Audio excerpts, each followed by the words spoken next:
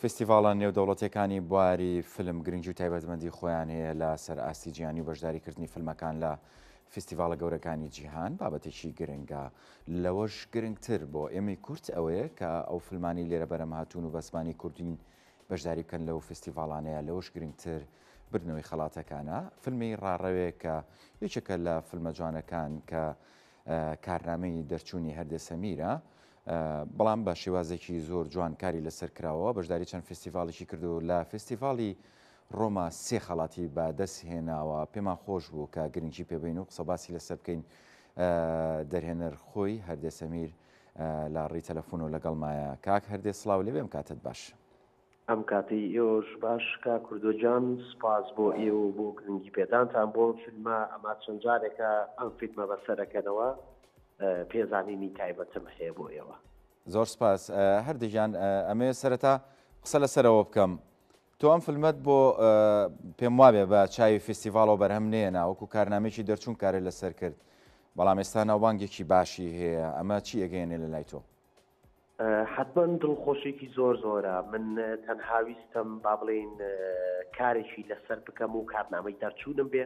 ڕاستە چیرۆکیشی هەستیارم هەڵبژات، بەڵام دواتر وتیان بەشداری فستیڤاڵی پێ بکە. یەکەم جار سلێمانیمان تاقی کردەوە، کۆمەڵی هونەرمەندی ڕۆژهەڵات هەبوو کە فیلمەکەیان بینی وتیان بە ئومێدین بێبەشینەکی لە فستیڤاڵاتەکانی دەرەوە. سپاسیانەکە بە خەندانێک بوو و بۆ ئێمەش هەوڵماندا کار لەسەر ئەوە بکەین و دڵخۆشم و مەبەستمە زۆرترین کورد و زۆرترین بیانی ئەم فیلمە ببینن.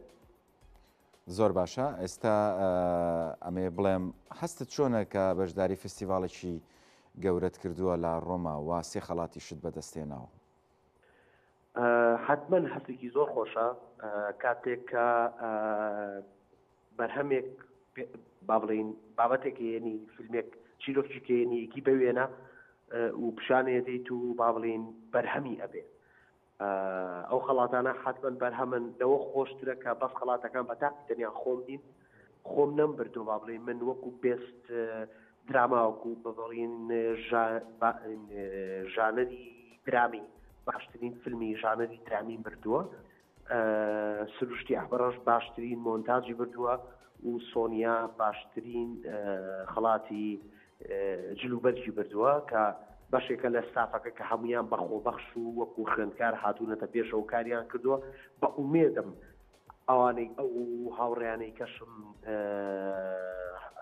وەکو ئەوان چانسی گەیان هەبێت لە فستیڤاڵی کەیە کە لە فیلمەکەیان بەشدار بوونە چانسی خەڵات بەرن، حتما زۆر دڵخۆشە بێ بۆ من، چکە ئەوان تەنها ماندوو بوونەکە. ڕاستە فیلمی ئەوانیشە بە تاقیتەنیا فیلمی من نییە، بەڵام دڵخۆشم ئەوانیش خەڵات بەرن. لە خۆم زیاتر ئەتوانم بڵێم دڵخۆشتر ئەبم بە خەڵات بۆ ئەوان، چکە ئەگەر ئەوانم لە پشت نەبوونایە بەڕاستی من ئێستا بۆیە بە تەنها بەس باسی چیرۆکەکەم بکردایە. هەردیژان لە هەمووی گرنگتر ئەوەیە خۆتان بەشداریش بکەن لە فستیڤاڵەکانە. کاسی فیلمەکە ئەگەر یەک کەسیش بێت، هیچتان بۆ نەکرا لەم بارەیەوە کە ئەگەر خۆتان بەشدار بن لە نێو فستیڤاڵەکەیە؟ حتما فستیڤاڵ زۆرن لە دنیاە کا کوردەوە. فستیڤاڵ هەیە بانگێشتنامەت بۆ ئەنێرن، فستیڤاڵی بانگەشتنامەت بۆ نانێرن. تەواو ئەبێت و لە ڕێگەی ئیمانەوە با بڵێن ئەم فیلمە حەزم کرد یەک بابەتی گرنگ بڵێم لە ڕێگەی وینەر ئەیجنسیەوە کە ئەیجنسیەکی با بڵێن کۆمپانیایەکی بۆ بڵاوکردنەوەی فیلمە لەلایەن ئەوانەوە ئەم فیلمە نێراوەتە دەرەوە. ئەوان هەموو کۆنتاکتێک و پلانێک لەگەڵ فستیڤاڵەکانە دروست ئەکەن و با بڵێن فستیڤاڵەکانی ئەناسیێنن. ئەم فیلمە با بڵێن زیاتر چۆتە لە 25 بۆ بڵین نێراوە بۆ زیاتر لە 25 فستیڤاڵی جیهانی. فستیڤاڵ هەیە ئەگەر خەڵات بەری بانگەشتەکەن با بڵین داوەتنامەت بۆ نێرن، فستیڤاڵیش هەیە داوەتنامە نانێرن. ئەکرێ لەسەر ئەرکی خۆت بڕۆیت و مەسائلی فیزەوە دۆشتانە بۆ تاکیشی عراقی با بڵین ئێمە کوردین حەزمە نەبێ بە ناوی عراقەوە بەشدار بین. بۆ تاکیشی عراقی قورسە تۆ بڕۆیت سەردانی فستیڤاڵەکان بکەی، بەڵام ئەگەر ئەوان بانگەشتنامە بنێرن حتمما ئەو کاتە ئاسانترە بێ و سەردانکردن. ئەسە منێکە لەو فستیڤاڵانەی کە بەشدار بوو جارێ با بڵین لە پێشبڕچیایە و هیچ وەڵامێکیان نەداوەتەوە. ئەگەر بێت و خەڵات بەرەمەوە حتما بانگەشتنامە بۆ نێرن و حتما منیش دڵخۆشەم مەگەر لەوێ ئامادە بوونم هەبێ. دایان فستیڤاڵە بەشداری چه فستیڤاڵێکی ترەکرێ فیلمەکەت؟ یان چه فیستیڤاڵێکی تر لە ئارایە بەشداری بکات؟ وەکو ناو بۆخوا ناوەکانم بە دەقیقی با بڵێن ئێساکە لە یاد نییە، بەڵام بەشێکی تەواوی ئەوروپا بۆن منە لە ئیسپانیا نرا بۆ فستیڤاڵی ئیسپانیا، لە فەڕەنسا، لە ئەمریکا، لە بەریتانیا، ینی تەواوی ئەوروپا و وەکوتم فستیڤاڵەکان زۆرن، بەڵام بە تایبەت نێراون بۆ فستیڤاڵانی کە لە ژانەری فیلمەکەی با بڵێن لە فیلمەکەمانەوە نزیکە ڕاڕەوەیە کە ژانەرێکی درامی مێژوویە و چیرۆکی ڕاستیە، بەڵام بۆ بەشێکی زۆری ئەو وڵاتانەیە کە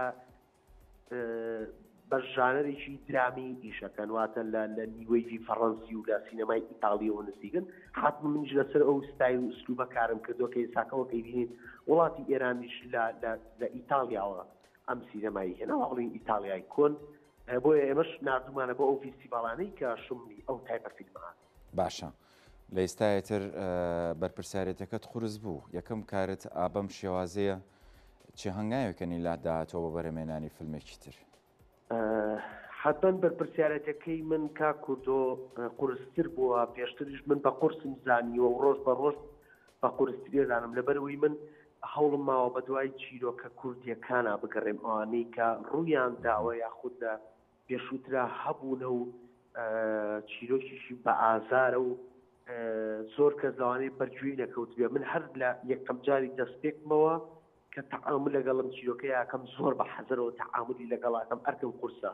حتمەن کێساکە چۆتە ناو فیستیڤاڵوانەوە ئەرکم قورستر ئەبێ، بەدڵنیاییەوە کاری تازە بکەم و ئیشەڵا کاری تازەم لەبەردەستایە و چاوەڕێ مەسەلەن سپۆنسەر ئەەکەم بۆی کە دەستکەم بەکاری نوێ ینی بە وریایەکی زۆر و بە ئاگایەکی باشتر و بە پلاندانانێکی زۆر باشترەوە حتمەن خوبان ئامادەات. زۆر باشە، لەسەر هەمان ستایل کارەکەی، هەمان ژانر کارەکەی؟ حتمەن هەمان ژانەری با بڵین درامی یەکێکە لەو ژانرانەی کە خۆم ئەمریکایی لەسەر بکەم، بەڵام ئەم جانەیان با بڵین جەنگیشە وەک لەوەی کە درامیە جەنگیە و چیرۆکێکی چەند ساڵێکی پێش ئێستەیەکە نووسیوە سینارەکەی ئامادەیە، بەڵام بەهۆی نەبوونی